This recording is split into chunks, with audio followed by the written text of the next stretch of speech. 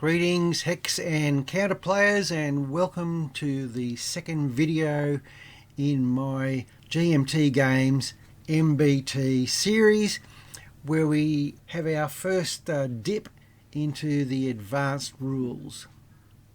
In the first video we had a broad brush look at the basic rules, and today we're going to expand our view into chapter 6.2 Advanced Command Phase, 6.5.2 Direct Fire, Armor Piercing Fire, and 6.6.3 Vehicle Building Movement, because I mentioned this in video 1 and I'd like to expand on some of the concepts I mentioned there.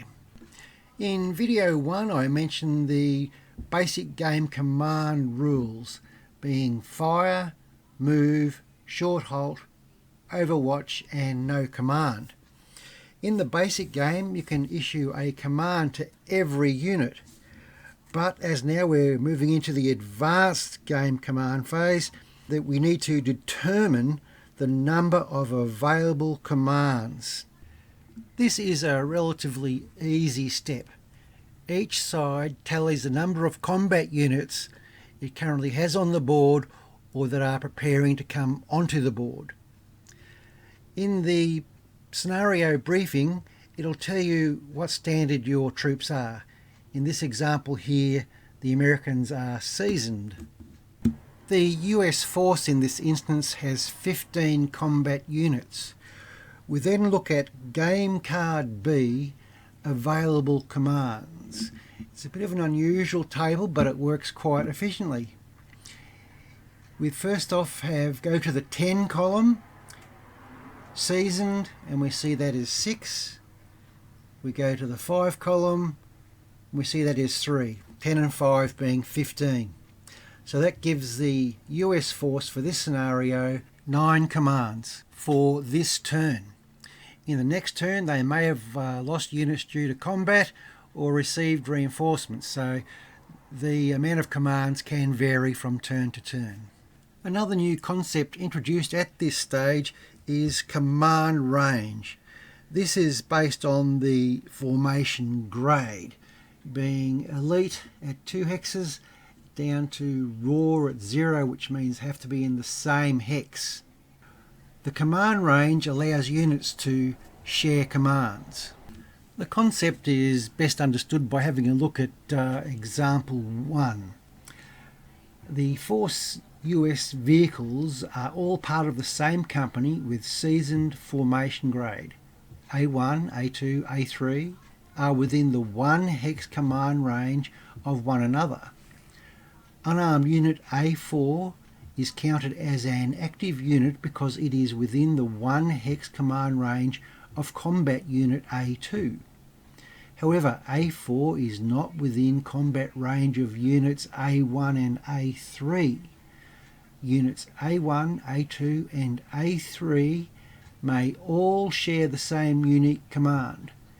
A4 could have its own unique command or share with A2, but may not share with the other 2 vehicles, that is A1 and A3, because of the seasoned formation grade and the 1 hex command range.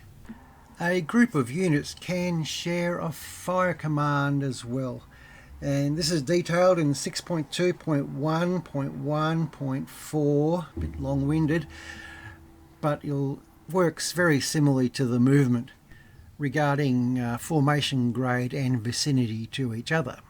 And that is basically all we need to know about the advanced game command phase.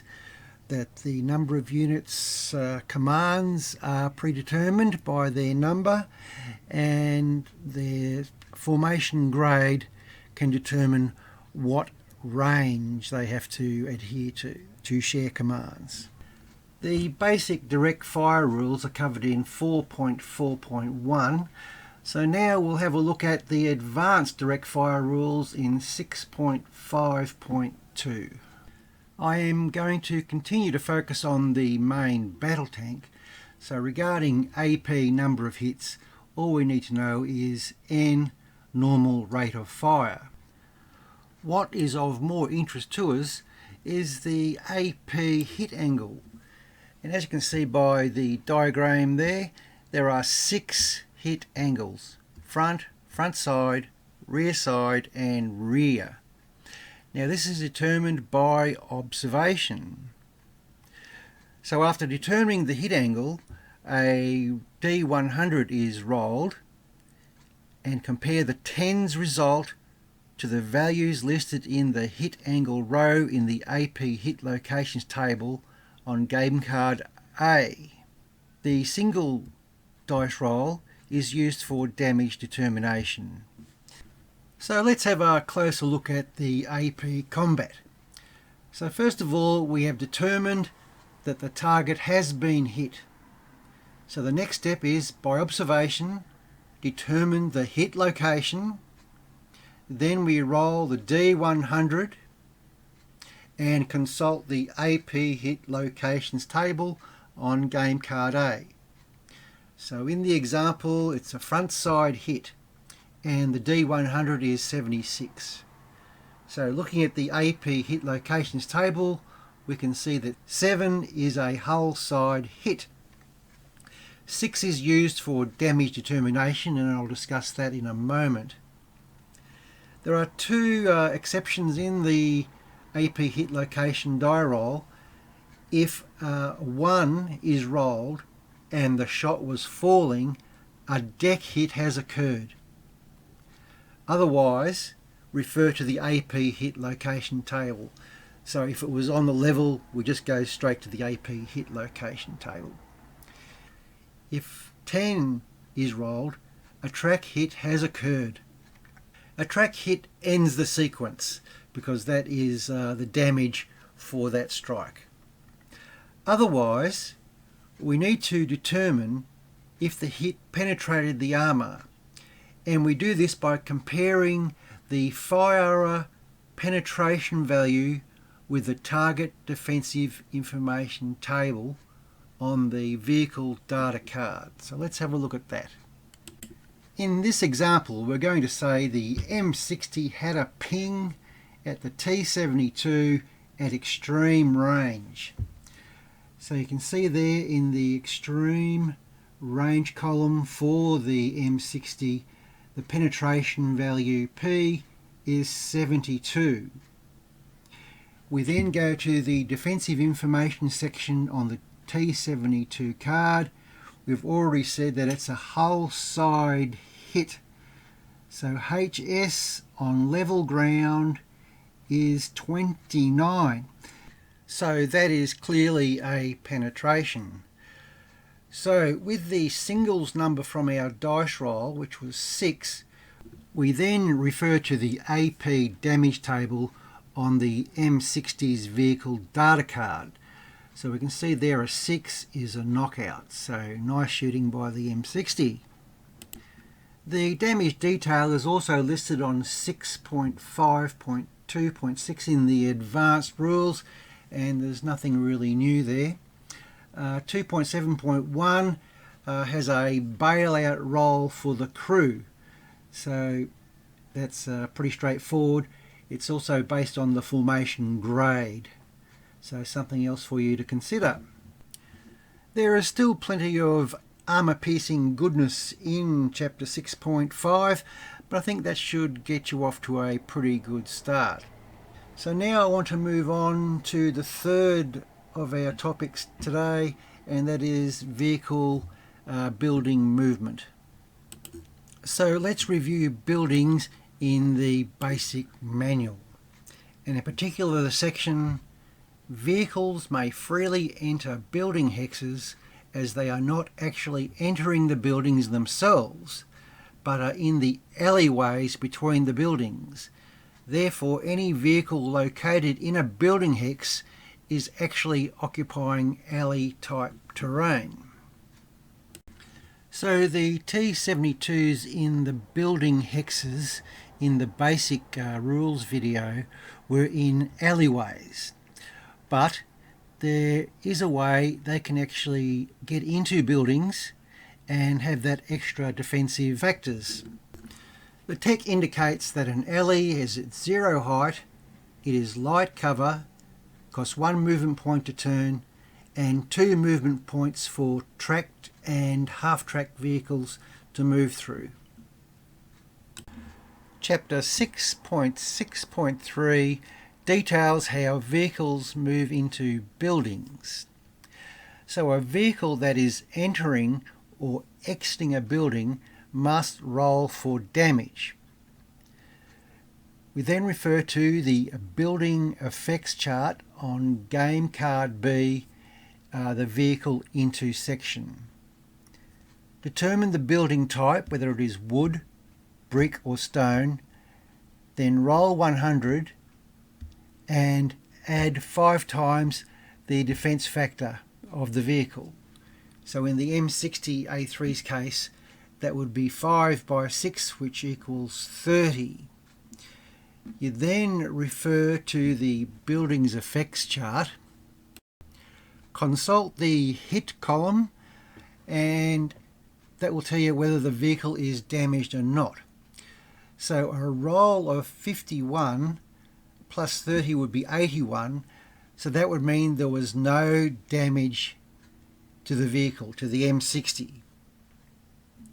However, if you get a result of 1 to 80 on stone, 1 to 65 on brick, or 1 to 50 on wood, the vehicle has been damaged and there needs to be another roll conducted.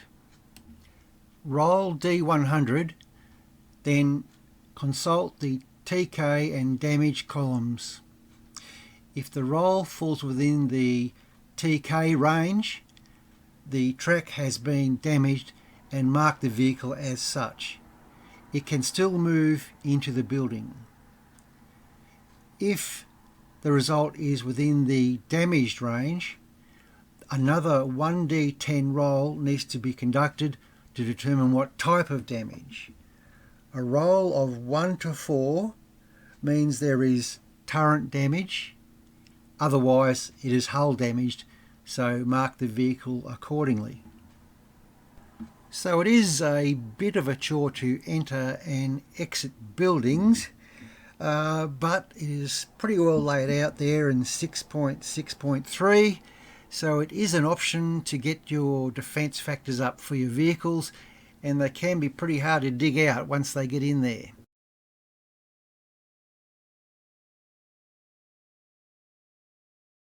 So let's review on the board what we've been looking at so far today. Currently we're in the tabletop simulator module.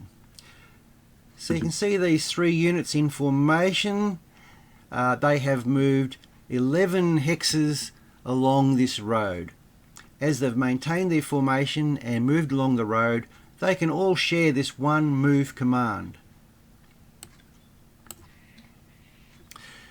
These chaps here in a stack, so they can all share this one move command, and in fact formations with a grade of 0 or 1, this is the way they have to move per command in a stack.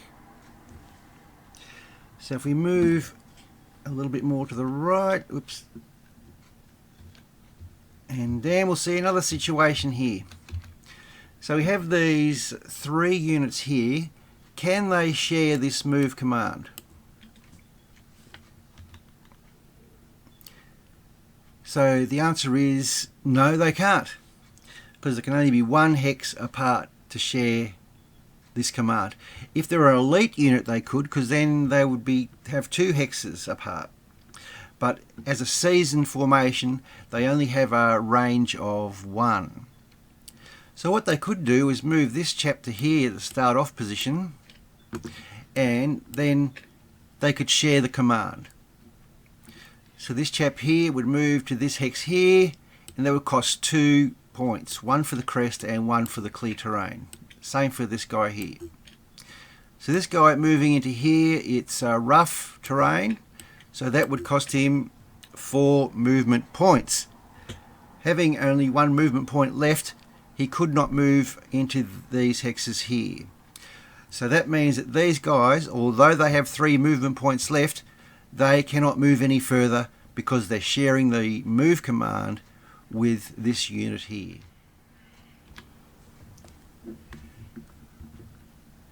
Right, so our M60 here is moving by road transport. So we can go 1, 2, 3, 4, and maybe finish his movement there, no problems. One thing to notice about road transport, it does negate the blocking effect of the buildings. So if this chap here was along this line,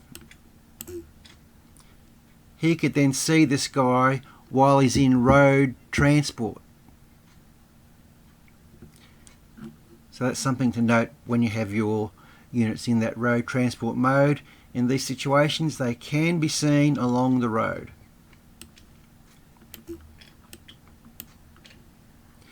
Okay, so we'll move our guy back.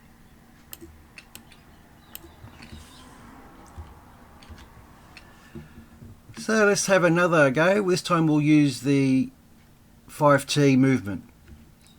So it's 1 to move onto the bridge, and when we move into there, what movement points do we pay? That's the big question. In fact, what we're paying is not the building cost, but the alleyway cost, which in this case is 2. So that's 1, 3, 5, because we're moving by alleyways, in the alleyway, not the buildings. Alright, so that's an interesting one. So I'll go back again with the 5T transport. So 1,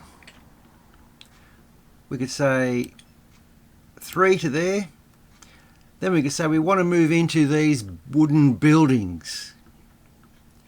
Now to move into a wooden building, it costs 3, and we have to go into the building entry sequence.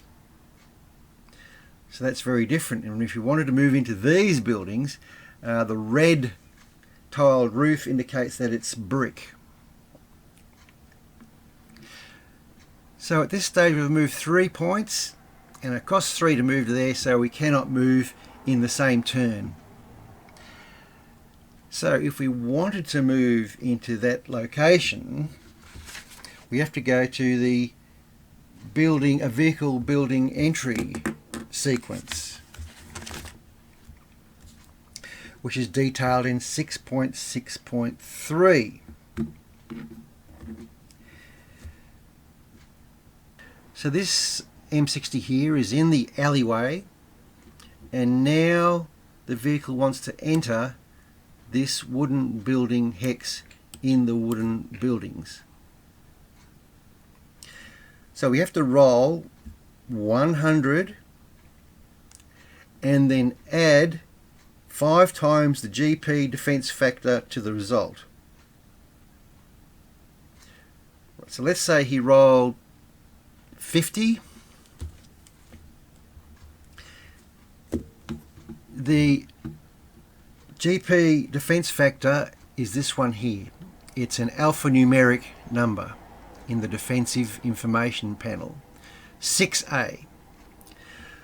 So 6 5s are 30, 30 and 50 gives him a total of 80.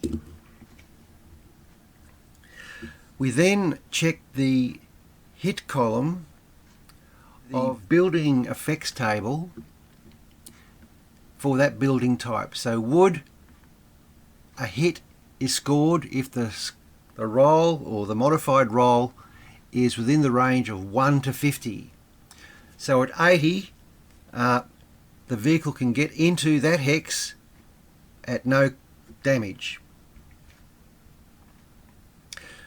If the vehicle was in the hit range for the respective building type, we would then roll another 100 roll to see whether it was track damage or hull or turret damage.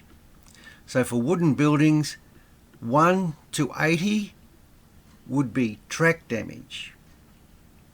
81 to 100 would be damaged of some type.